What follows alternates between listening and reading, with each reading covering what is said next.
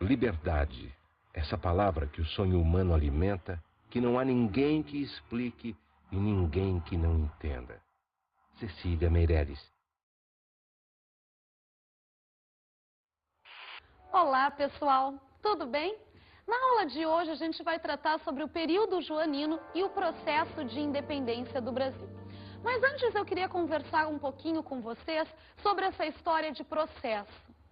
Normalmente, os alunos tendem a estudar história tentando saber fatos isolados, decorando nomes de personalidades importantes e principalmente datas. Isso não é importante, pessoal. O importante em história, e é exatamente aquilo que vai fazer com que vocês comecem a compreender a história em si, é vocês tentarem enxergar ela como um processo, como algo mais aberto, buscando fatos que estejam relacionados entre si. Por exemplo, o que na Europa, no século XIX, vai estar acontecendo que vai influenciar no Brasil? Isso, pessoal, então, vai acabar fazendo com que vocês consigam fugir da decoreba. É nesse sentido que a gente deve buscar entender a independência do Brasil, através de um processo. E esse processo começou com a vinda da família real para o país em 1808. Mas para entender os motivos que levaram Dom João VI e toda a corte portuguesa a virem para o Brasil, a gente também vai ter que dar uma olhadinha no que está acontecendo na Europa no período. Estamos vivendo o famoso período napoleônico, quando Napoleão Bonaparte estava governando a França. Nesse período, Napoleão vai começar a fazer um processo de expansão, invadindo uma série de países na Europa. Com isso, ele vai acabar entrando em guerra diretamente com a Inglaterra, porque Napoleão estava tomando posse de territórios que os ingleses tinham fortes relações comerciais. Nessa disputa, Napoleão vai acabar decretando o famoso bloqueio continental. Isso seria um decreto que proibiria qualquer nação de comercializar com a Inglaterra. Se alguma potência fizesse comércio com os ingleses, Napoleão invadiria e tiraria aquele rei do poder. Mas não vamos esquecer, pessoal, que Portugal tinha uma relação já de séculos de forte dependência econômica com a Inglaterra. Lembram lá, desde o Tratado de Mito, que aconteceu no final do processo das invasões holandesas dentro do Brasil, Portugal cada vez mais foi desenvolvendo uma dívida crescente com a Inglaterra. Dessa forma, então, vai ficar muito complicado para que Dom João VI, que era o regente de Portugal no período, cumprisse o bloqueio continental que tinha sido decretado por Napoleão. Dom João tenta se manter em cima do muro por um período, tenta manter relações com a Inglaterra e, ao mesmo tempo, sem se definir com a França se iria cumprir o bloqueio continental, mas vai chegar um momento que ele vai ter que tomar uma decisão. E, óbvio, então, a decisão vai ter que ser pela Inglaterra devido a essa dependência de séculos que Portugal tinha com esse país. No momento que o Dom João VI rompe com o bloqueio continental, que havia sido decretado por Napoleão, Napoleão vai invadir Portugal e a família real vai ter que fugir. E foi exatamente isso que aconteceu, pessoal. Existem sátiras contando que foi algo muito engraçado que teria acontecido, engraçado pra gente, é claro, que teria acontecido, porque foi bastante conturbada essa saída da família real. Teria sido em apenas 3 dias que tudo se montou. Foram vendidos bilhetes para ter acesso aos navios que viriam para o Brasil. E muitos nobres acabaram não conseguindo comprar e na hora de partir foi uma confusão geral. Nobres se tocando ao mar, muita gente inclusive se matando. Um filme que mostra de forma bastante interessante a saída da família real e a chegada dessa corte ao Brasil é o filme Carlota Joaquina. Vamos ver um trechinho já nessa chegada da corte no Rio de Janeiro. Carlota detested the country the moment she set foot on it. Maybe because she didn't like black people. Don João, on the other hand, seemed intrigued by the racial mixture that he found there. But as she wouldn't stay in Bahia, they sailed straight to Rio de Janeiro, where people were anxiously waiting for them.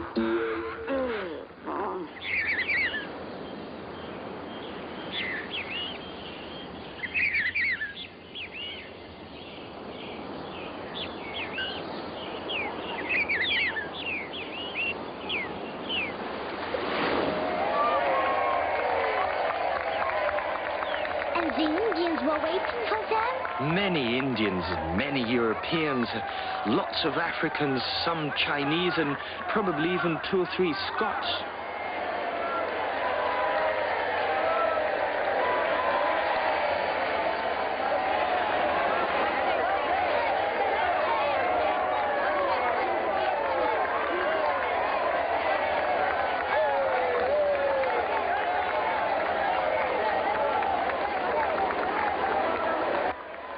Pois é, pessoal. Dizem que foi realmente bastante complicada a vinda da família real para o Brasil.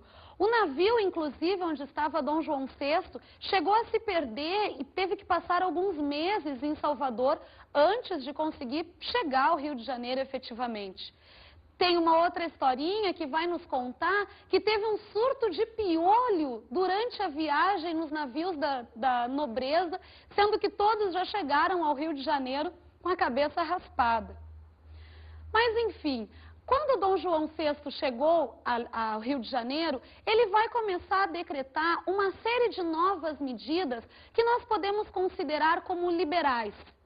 Essas medidas são importantes para a gente, inclusive porque alguns historiadores interpretam, já aí em 1808, com essas novas atitudes de Dom João no Brasil, que teria acontecido a independência do país. Mas isso não é oficialmente aceito, é apenas uma interpretação que alguns historiadores fazem sobre o processo. Nós, então, vamos trabalhar com essa ideia mais aberta de contexto histórico.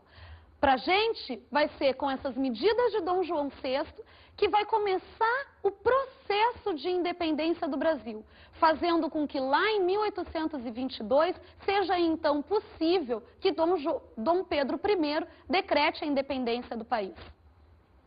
A primeira medida que Dom João VI tomou, ainda no ano em que ele chega, que é 1808, será a abertura dos portos às nações amigas.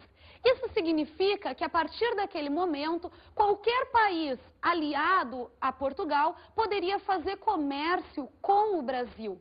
Isso é extremamente importante, gente, porque foi aí que se rompeu com a estrutura, com a principal base do sistema colonial, que é o Pacto Colonial.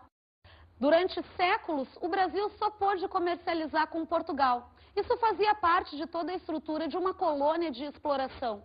Mas agora, com essa nova atitude de Dom João VI, o Brasil pode comercializar com qualquer nação amiga. Na verdade, a principal beneficiada com isso vai ser a Inglaterra, prejudicando fortemente a elite portuguesa. Outro tratado importante, gente, que foi feito por Dom João VI, vai ser o Alvará de 1º de abril.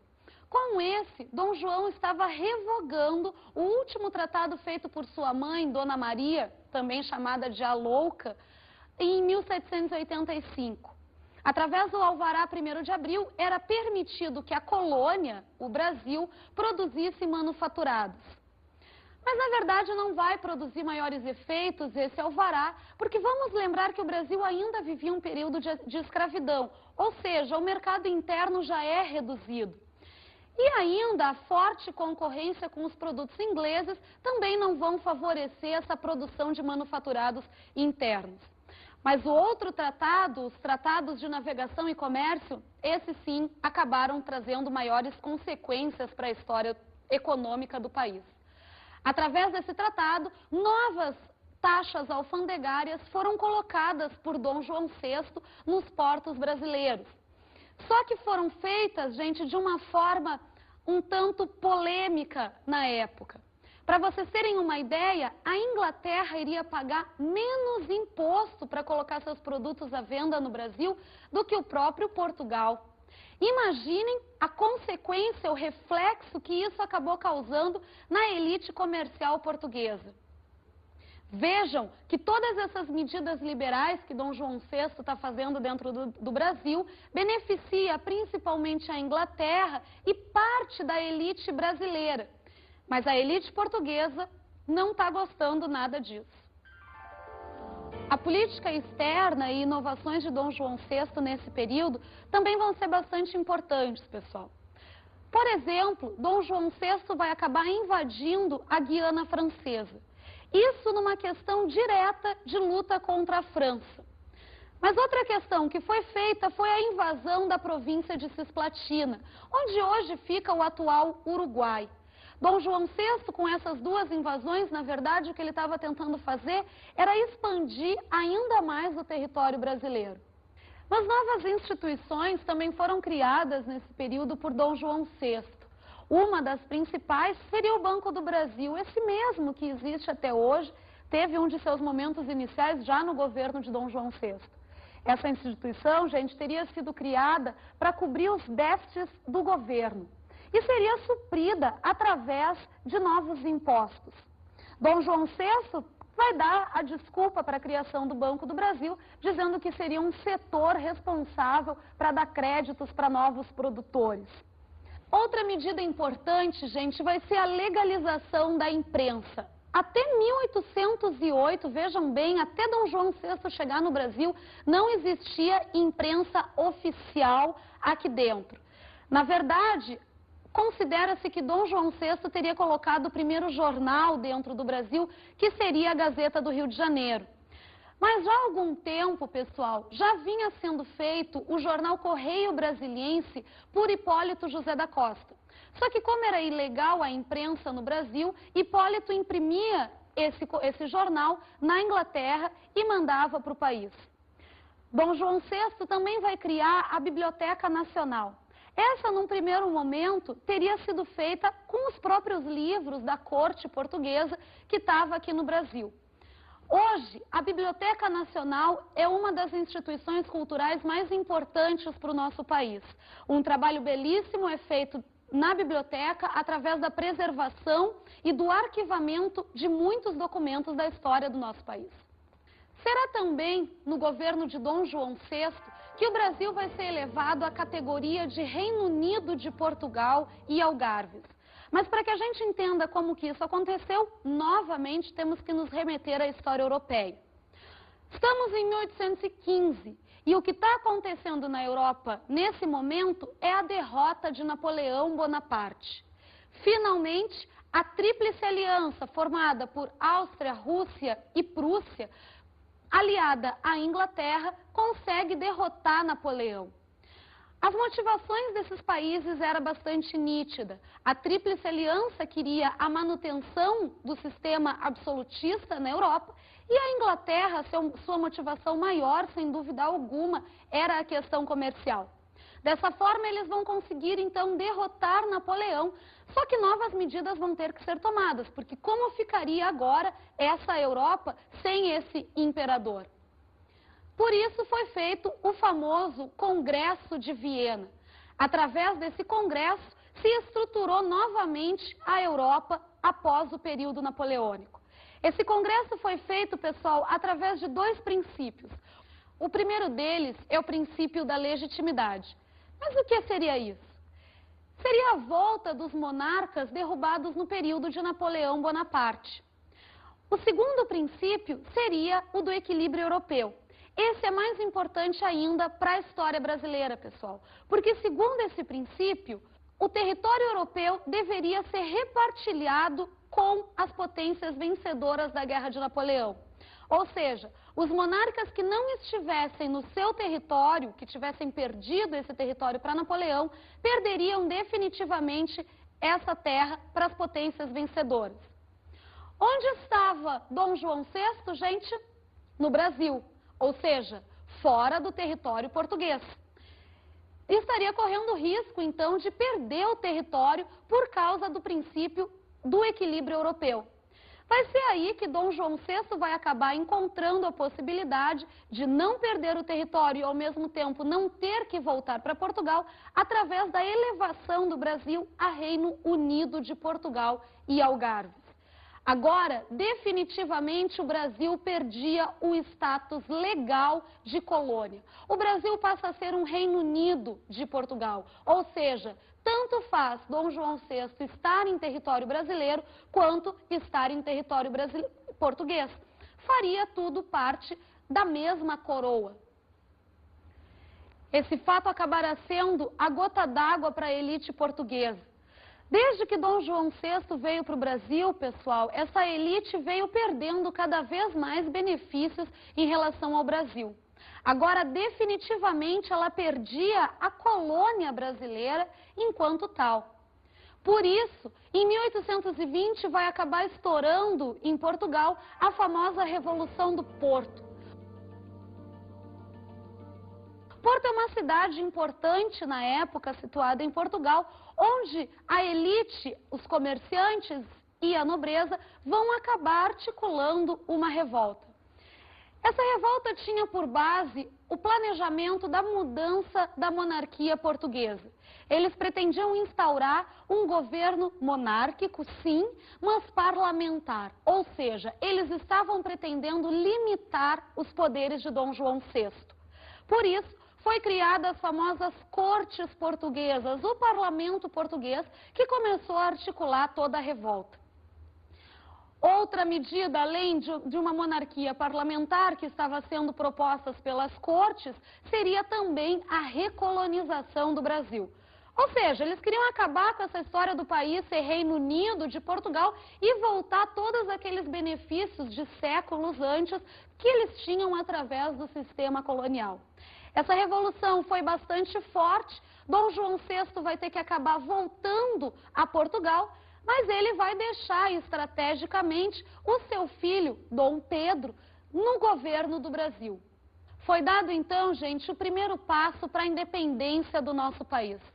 Por falar nisso, vamos ver agora o que as pessoas sabem sobre a independência? Oi, deixa eu fazer uma pergunta para vocês bem rápida. Não? Tá, obrigado.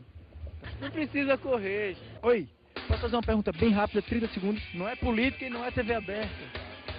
Valeu. O que é que vocês podem me falar? O que é que vocês sabem sobre a independência do Brasil? Eu sei. A independência do Brasil, praticamente, ela se deu com a vinda de Dom João VI ao Brasil em 1808, né? Eu não lembro nada. Deixa eu dar uma fila pra vocês. Dom João VI foi para Portugal e deixou aqui Dom Pedro I. Foi o primeiro grande prazo para a independência do Brasil. Acho que a independência do Brasil até hoje nunca ocorreu, porque a gente é praticamente subordinado ao ALCA, FMI, toda essa dívida externa, né, que a gente tem, na verdade. Mas já que você não tem nada para falar sobre isso, você acha que o Brasil ele é um país independente? Será que nós somos independentes? Acho que não. Depende de muitos outros, né? Pois é, não sei realmente dizer. Não. Bom, gente, alguns fatos vão acabar provocando, então, a ruptura definitiva do Brasil com Portugal. São fatos que vão acontecer em momentos diferentes, mas que vão ajudar a gente a compreender um pouco melhor como que aconteceu a independência do Brasil. O primeiro deles seria o famoso Dia do Fico, onde as cortes portuguesas, ou seja, o parlamento que se formou depois da Revolução do Porto, teriam exigido o retorno de Dom Pedro I a Portugal. Eles já estavam percebendo, na verdade, que Dom Pedro I aqui no Brasil estaria com uma certa autonomia que para eles não representaria interesse. Dom Pedro I, mediante essa exigência do Porto, vai se negar e vai permanecer no Brasil. Esse foi consagrado como o famoso Dia do Fico. Outro fato importante para essa ruptura do Brasil com Portugal vai ser o Cumpra-se. Através desse, Dom Pedro I decretou que qualquer medida mandada pelas cortes portuguesas ao Brasil só seriam cumpridas se ele autorizasse, se ele desse o Cumpra-se para aquelas medidas. Através desse ato, gente, Dom Pedro I estava decretando a soberania nacional ao Brasil. Com isso, então, estava tudo pronto para que Dom Pedro I decretasse a independência do país. Esse fato é consagrado pela história brasileira através do famoso Grito do Ipiranga, onde às margens do riacho Ipiranga, em São Paulo, durante uma viagem de Dom Pedro I, ele teria recebido uma carta de um ministro seu, José Bonifácio, aconselhando que ele fizesse a independência. Existe um importante quadro pintado por Pedro Américo que relata esse momento da independência brasileira.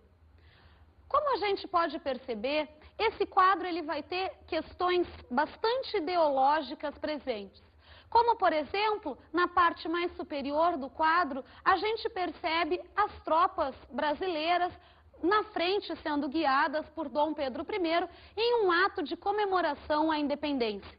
num plano inferior ao quadro, estariam colocadas as tropas portuguesas como que recuando, com medo, inclusive, da elite brasileira que estava fazendo a independência. Mas na questão ideológica, o mais interessante desse quadro é vocês observarem a participação de um personagem do povo que estaria colocado num plano mais à esquerda da tela. Essa personagem estaria simplesmente olhando para a independência do Brasil, como se observando apenas, sem entender muito bem o que estava acontecendo.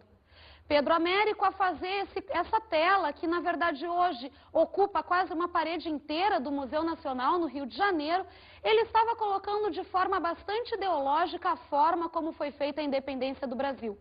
Pela análise desse quadro, podemos perceber que, de uma forma tradicional, a independência do Brasil foi feita apenas pela elite brasileira, com participação de Dom Pedro I, sem resistência dos portugueses e sem participação absolutamente nenhuma da população brasileira nesse processo. Na verdade, gente, não foi bem isso que aconteceu. Tanto as tropas portuguesas quanto até a população do país vão acabar tendo participação no processo. No Pará, na Bahia, em algumas outras regiões, nós vamos inclusive ter movimentos armados de resistência contra a separação do Brasil em relação a Portugal. Mas, de forma geral, a elite brasileira e principalmente a elite do Rio de Janeiro apoiou a independência. Isso porque, óbvio, ela estava sendo beneficiada com a separação de Portugal. Esse fato vai ser importantíssimo para que a gente consiga compreender melhor, pessoal, o período posterior que vai começar agora, logo com a independência do Brasil, que nós, dentro da história, nomeamos de Primeiro Império. A participação dessa elite brasileira durante o primeiro reinado, ela é fundamental para que se compreenda os próximos episódios da história do país. Mas, ao contrário do que normalmente a gente possa pensar, gente, a independência do Brasil não significou, em hipótese alguma, ruptura total com Portugal. Não vamos esquecer que continuou sob o comando do país um Bragança, Dom Pedro I. Isso é bastante perceptível se nós pegarmos alguns símbolos usados na época, como, por exemplo, a bandeira nacional. Você sempre aprendeu que as cores brasileiras, as cores da bandeira nacional, significariam o verde, a mata, as florestas, e o amarelo, as riquezas, o ouro do país, não é isso? Na verdade, não é bem isso o significado da escolha dessas cores, gente. Elas representariam, na verdade, as casas de Orleans e Bragança, que seriam as dinastias que continuariam no poder aqui no Brasil. Representando, então, como o Brasil continuaria interligado a Portugal, mesmo depois dessa ruptura oficial que foi dada com a independência. Outra forma que a gente pode perceber é o hino do Brasil. A letra do hino foi colocada anos depois da independência. Na verdade, no momento da independência, só existia a música. E essa foi feita por um português. O Brasil fez a independência, era necessário, então, que outras potências reconhecessem isso, porque senão de nada valeria. Dessa forma, uma série de potências acabaram fazendo tratados com o Brasil, ganhando benefícios também com isso, para reconhecer a nossa independência. A primeira nação que fez isso foram os Estados Unidos, porque estavam envolvidos com a famosa doutrina Monroe, que era orientada pela história de América para os americanos. Ou seja, se pretendia que as nações na América Latina acabassem fazendo a independência. Logo depois, também a Inglaterra acabou reconhecendo a independência do Brasil. Mas, nesse caso, foi um pouco mais difícil, porque aconteceram uma série de exigências por parte dos ingleses, como, por exemplo, que o Brasil se comprometesse em acabar já em 1822 com o tráfico negreiro. Com Portugal também o Tratado de Independência, que acabou recebendo o nome de Tratado de Paz e Amizade, foi um tanto complicado.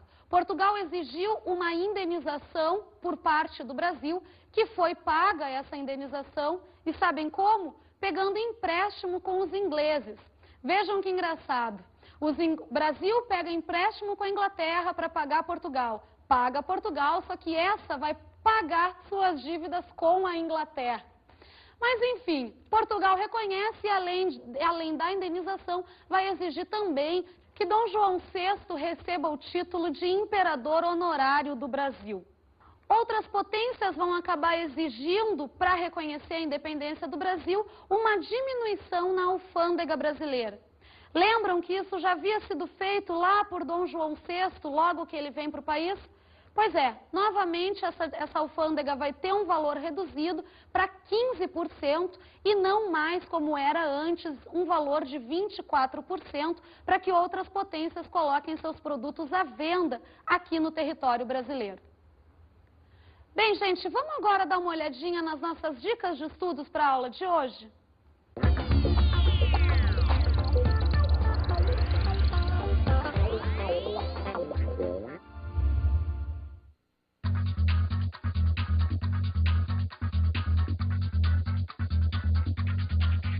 Bem, gente, a minha dica de estudos para a aula de hoje é vocês assistirem ao filme Carlota Joaquina, de direção de Carla Camurati.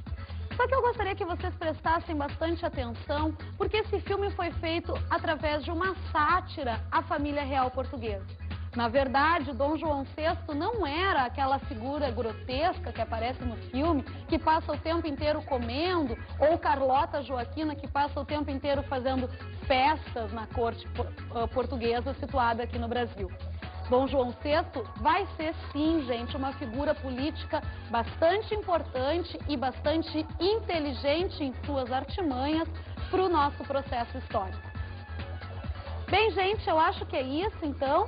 Vamos ficando por aqui. Prazer estar mais uma vez com vocês e até a próxima.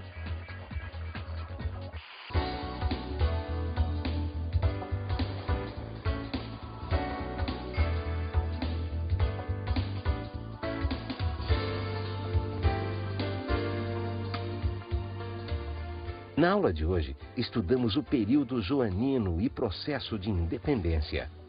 Vimos a vinda da família real para o Brasil.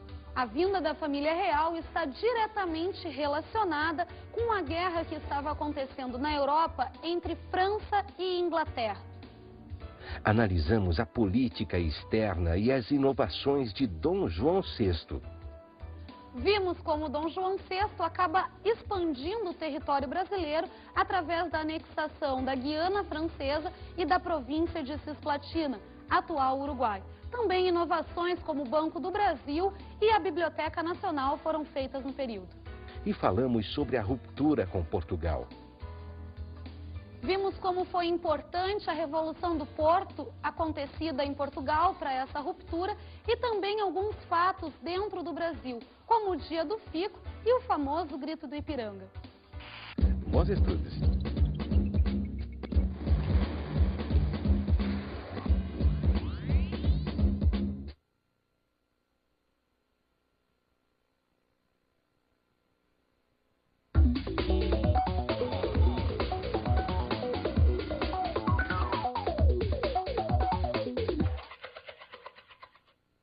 Olá, professor, tudo bem? O tema trabalhado na aula de hoje, eu acredito que seja bastante rico para a gente trabalhar um pouquinho com a questão da criticidade política dos nossos alunos. Num primeiro momento, a gente pode começar tentando desmistificar um pouco o caráter de herói que a historiografia mais tradicional vai trazer para dentro da escola durante décadas aqui no Brasil. Outra questão interessante de se trabalhar é com os próprios tratados de independência, onde a gente pode mostrar para o aluno que, ao mesmo tempo que o Brasil estava fazendo a independência em relação a Portugal, ele estava aumentando uma dependência com a Inglaterra. Dependência essa que vai durar praticamente até a Primeira Guerra Mundial. Com isso, gente, eu acredito que nós estamos começando a dar subsídios para a construção de uma criticidade política maior dos nossos alunos.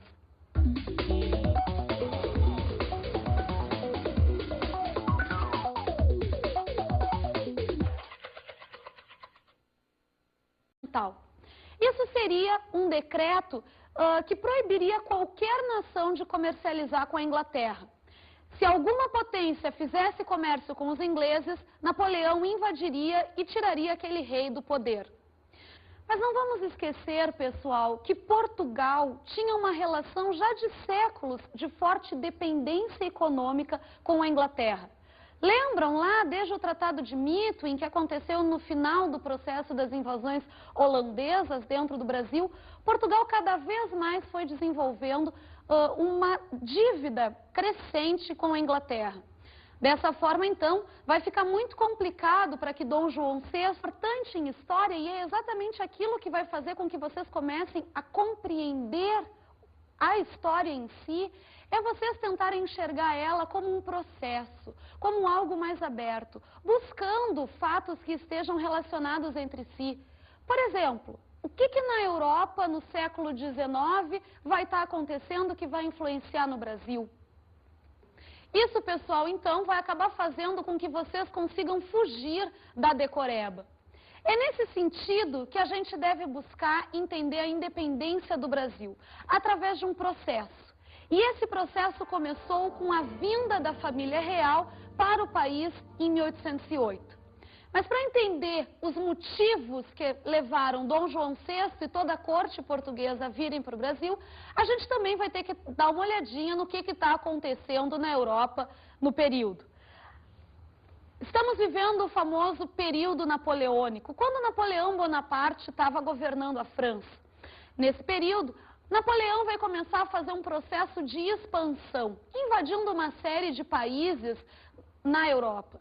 Com isso, ele vai acabar entrando em guerra diretamente com a Inglaterra, porque Napoleão estava tomando posse de territórios que os ingleses tinham fortes relações comerciais. Nessa disputa, Napoleão vai acabar decretando o famoso bloqueio continental. Liberdade, essa palavra que o sonho humano alimenta, que não há ninguém que explique e ninguém que não entenda. Cecília Meireles. Olá, pessoal, tudo bem? Na aula de hoje a gente vai tratar sobre o período joanino e o processo de independência do Brasil. Mas antes eu queria conversar um pouquinho com vocês sobre essa história de processo.